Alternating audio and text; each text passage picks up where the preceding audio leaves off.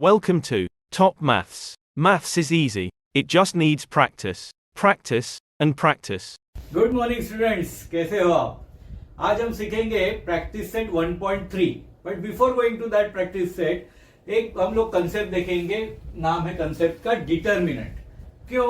Because इस practice set में हम सीखेंगे determinant method to solve the simultaneous equations which is also called as Cramer's rule.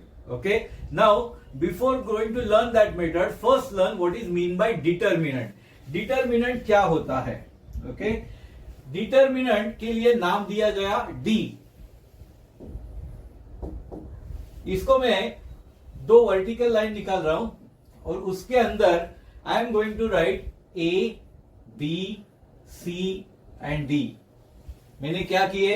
दो column बनाए और दो रोज बनाए, right? A B C D are nothing but real numbers. A B C D क्या है?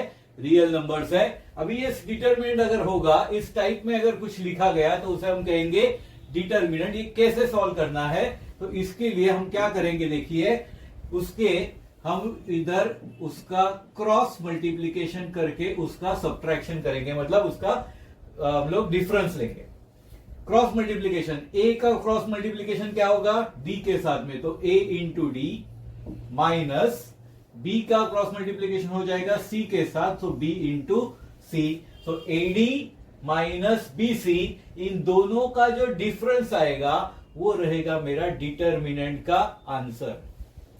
मतलब क्या? चलो देखते हैं कुछ एग्जांपल्स लेके। ओके, यहां पे मैंने 3 एग्जांपल्स लिए जो आपके बुक में है। Okay, A is name of the determinant is equals to, determinant में लिखा है 5739। रीड कैसे करना है? 5739 ऐसे वर्टिकली रीड करोगे तो ज्यादा बेटर रहेगा। ओके, अब ये सॉल्व कैसे करना पड़ेगा हमें? Cross multiplication. कैसे? A का क्रॉस मल्टीप्लीकेशन D के साथ में करना है, मतलब 5 इंटू 9 माइनस 3 इंटू 7। इस तरह से हमें सॉल्व करना है। 5 9 जा 45, 3 7 जा 21। सो A इज इक्वल्स टू, क्या आएगा आपका आंसर? 5 minus 1 4, 4 minus 2 2। तो आंसर क्या आएगा आपका? 24। ये आ गया आपका आंसर। है ना इजी? 1 मार्क के लिए आ सकता है। ओके, -8 2 -3 4 कैसे सॉल्व करेंगे? अब इसको नाम कुछ दिया है।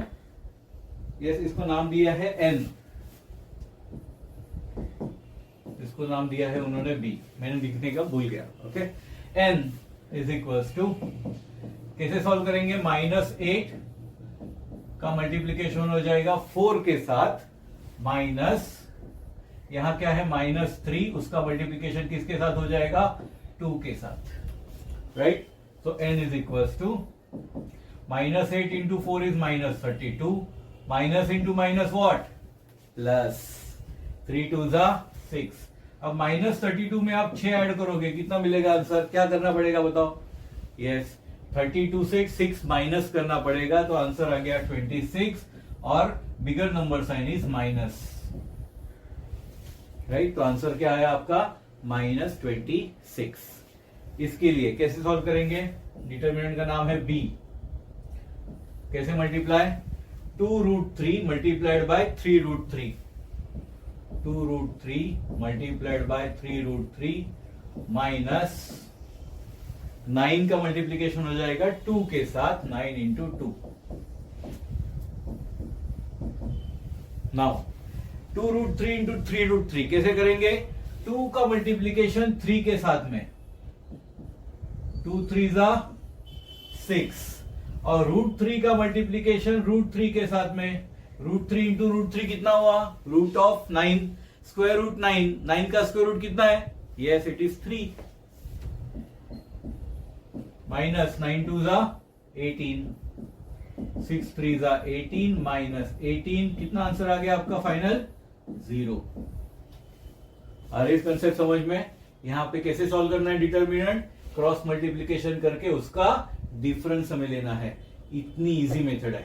ओके, अब इस मेथड को टेक्निकली हम लोग साइमल्टेनियस इक्वेशन सॉल्व करने के लिए कैसे यूज करेंगे, ये देखेंगे हमारा आगे वाला वीडियो में।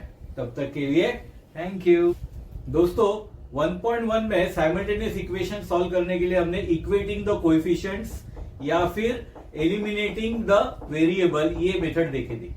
देन 1.2 सॉल्व करते समय हमने कौन सी मेथड देखी? Graphical method. Now for 1.3 we are going to learn one more method to solve the simultaneous equation. That method is called as determinant method which is also known as Cramer's rule. Okay, let's see the concept.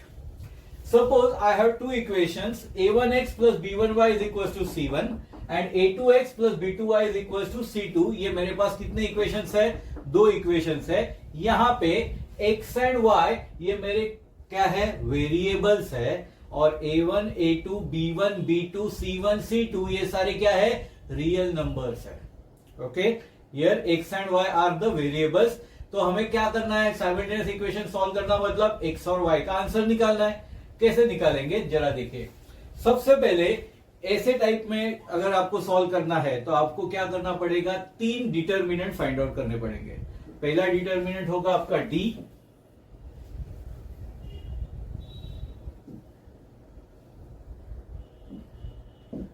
पहला determinant रहेगा d, दूसरा रहेगा dx और तीसरा determinant रहेगा आपका dy। कैसे करते हैं ध्यान से देखिएगा। d के लिए आपको क्या करना है? x एंड y के कोएफिशिएंट्स मतलब x एंड y के पीछे जो नंबर्स है रियल नंबर्स उनको आपको डिटरमिनेंट में लिखना है। मतलब a1 a2 और b1 b2। क्या किया हमने? d करने के लिए a1 a2 b1 b2 ये x एंड y के कोएफिशिएंट्स जैसे है वैसे के वैसे मैंने यहां पे लिख दिए। Okay, now dx find out करने के लिए आपको क्या करना है? देखिएगा, dx के लिए आपको x के कोएफिशिएंट ना लेके उसके बदले आपको यहां के जो रियल नंबर्स है वो लेने हैं c1 c2 और y के coefficient b1 b2 as it is. वो कोएफिशिएंट आपने ऐसे के ऐसे लिख लिए। ओके, x के कोएफिशिएंट के बदले क्या किया मैंने? c1 c2 लिखा और b1 b2 मैंने कहां से लिखा? ये y के जो कोएफिशिएंट है ऐसे के ऐसे मैंने लिख दिए। नाउ dy कैसे फाइंड आउट करेंगे? तो dy के लिए y के बदले जैसे हमने यहाँ पे dx करने के लिए x के बदले लिए थे वैसे यहाँ पे y के बदले हम लोग लेंगे c1 c2। मतलब यहाँ पे मैं लिखता हूं c1 c2 और x के जो कोएफिशिएंट है वैसे के वैसे ही a1 a2। ओके, तो ये मेरा क्या बन गया? d dx dy। कितने कोएफिशिएंट मिले मेरे पास? कितने डिटरमिनेंट मिले? 3, राइट। बट हमें क्या चाहिए? हमें आंसर चाहिए x एंड y का। सर आपने डिटरमिनेंट निकाले, x y कहां निकाला? राइट, तो x का फॉर्मूला क्या है? x is equal to dx upon d और y का फॉर्मूला है dy अपॉन d।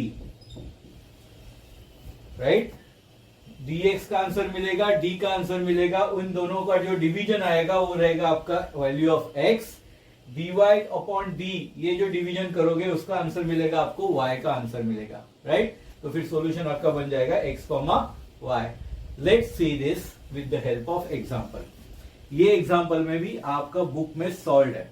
ओके, जो मैं आपको यहाँ पे आपको सॉल्व करके दिखा रहा हूं।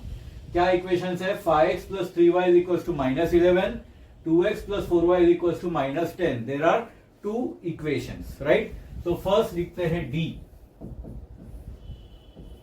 कैसे लिखेंगे बताओ? a1 a2 b1 b2 मतलब क्या हुआ इधर? 5 2 3 4। x के कोएफिशिएंट 5 2, y के कोएफिशिएंट 3 4 मैंने लिख दिए। चलो इसको सॉल्व करना है तो कैसे करेंगे सॉल्व बताओ? 5 का मल्टीप्लीकेशन हो जाएगा 4 के साथ, 3 का मल्टीप्लीकेशन हो जाएगा 2 के साथ, है ना। तो 5 4 जा 20, 3 2 जा 6, 20 में से 6 माइनस हुआ, कितना आंसर आ गया डी का? 14। तो हमारा पहला आंसर मिल गया डी। देन उसके बाद में क्या है? dx। dx कैसे लिखना है बताओ? कैसे लिखा था यहाँ पे? इंस्टेड ऑफ x कोएफिशिएंट हमने क्या किए? यहाँ के दो नंबर लिए, तो इंस्टेड ऑफ x कोएफिशिएंट हम लोग यहाँ के दो नंबर लेते हैं, -11 एंड -10। राइट, y के कोएफिशिएंट एज इट इज 3 4। तो इसको सॉल्व करना है, dx is equals to -11 into 4 -3 into -10, right. -11 into 4 कितना हुआ, -44, and minus into minus plus, ये भूलना नहीं है, 3 इंटू 10 इज 30। कोई मुझे बताएगा -44 प्लस 30 कितना आंसर आएगा? Yes, it is -14, right. कैसे आया? एक टर्म निगेटिव है, एक टर्म पॉजिटिव है, क्या करना है, बड़े नंबर में से छोटा नंबर माइनस करना है। 44 माइनस 30 इज 14, और बड़े नंबर का साइन देना होता है, तो -14 आ गया, करेक्ट। तो dx की वैल्यू मिली -14। नाउ dy को कैसे कैलकुलेट करना है, कैसे देखा, a1 a2 c1 c2, मतलब क्या है, y के कोएफिशिएंट के बदले c1 c2 लिखना है। तो y का कोएफिशिएंट है यहाँ पे 3 4, वो ना लिखते हुए हम लोग यहाँ पे उसको नंबर लिखेंगे -10 -11 एंड -10, राइट। x के कोएफिशिएंट एज इट इज 5 2, तो ये रहा आपका dy। इसको सॉल्व करते हैं, 5 इंटू -10 -11 इंटू 2, इन दोनों का क्रॉस मल्टीप्लीकेशन माइनस इन दोनों का क्रॉस मल्टीप्लीकेशन, तो dy इज इक्वल टू, क्या आंसर आया आपका, -50, अगेन माइनस माइनस प्लस, 11 2 जा 22। फिर से एक निगेटिव एक पॉजिटिव, 50 माइनस 22, आंसर आ गया 28, बड़े नंबर का साइन, तो -28 आ गया। So I got d then dx then dy, मुझे 3 वैल्यू मिल गई। देखिए यहाँ पे d की वैल्यू मिली है मुझे 14, dx की वैल्यू मिली है -14, एंड dy की वैल्यू मिली है मेरे पास -28। अब मुझे फाइंड आउट करना है x एंड y। तो x का फॉर्मूला क्या है, dx अपॉन d, y का फॉर्मूला है dy अपॉन d। तो x is equals to dx upon d, dx -14 upon d 14, -14 upon 14, 14 1 जा 14, तो माइनस है तो -1 आ गया answer. Then y is equals to, formula था dy अपॉन d, है ना। तो dy कितना है, -28